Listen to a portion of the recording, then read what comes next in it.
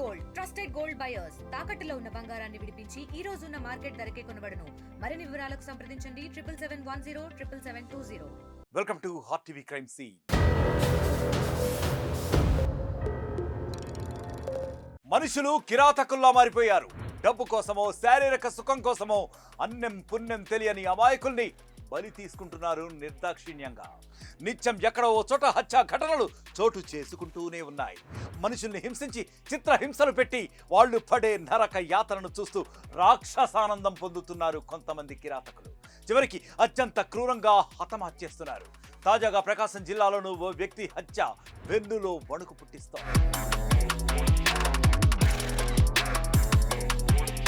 కంభం మండలం తురిమెళ్ల గ్రామానికి చెందిన రాజశేఖర్ గత 14 ఏళ్లుగా మర్రిపూడిలో విధులు నిర్వహిస్తున్నారు. విద్యా వనరుల కేంద్రంలో డేటా ఎంట్రీ ఆపరేటర్గా పనిచేస్తున్నాడు. బుధవారం ఉదయం 8:30 గంటల సమయంలో అక్కడి బస్టాండ్లోని ఓ హోటల్లో టిఫిన్ చేసిన రాజశేఖర్ సమీపంలోని కొండవైపుకు వెళ్లి అక్కడే హత్యకు గురయ్యాడు. అటుగా వెళ్లిన కొందరు రైతులకు అతని మృతదేహం కనిపించడంతో విషయం వెలుగులోకి వచ్చింది. పోలీసులు సంఘటనా స్థలానికి చేరుకుని సెల్ ఫోన్ బైక్ ఆధారంగా మృతుడిని గుర్తించారు. రాజశేఖర్ దుస్తులు తొలగించి మర్మాంగాలు అత్యంత దారుణంగా పాశవికంగా కోసేసి అత్యంత కిరాతకంగా హత్య చేశారు ఆ దుర్మార్గులు దుండగులు. అంతేకాకుండా అతన్ని కారుతో ఢీకొట్టి కొంతమేర ఈడ్చుకెళ్లిన ఆనవాళ్లు కూడా ఉన్నాయి. ఘటనా స్థలంలో మద్యం సీసాలు, కారు బంపర్ కూడా పడి ఉన్నాయి.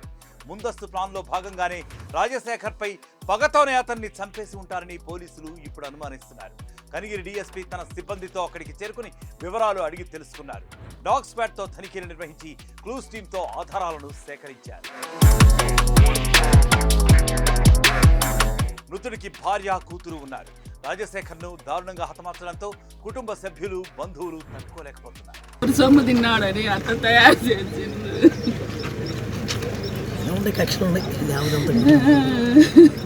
హత్యకు ఆర్థిక లావాదేవీలే కారణమా లేక ఏమైనా పాత కక్షలు కూడా ఉన్నాయా అన్న కోణంలో కూడా పోలీసులు ఇప్పుడు లోతుగా దర్యాప్తు చేస్తున్నారు.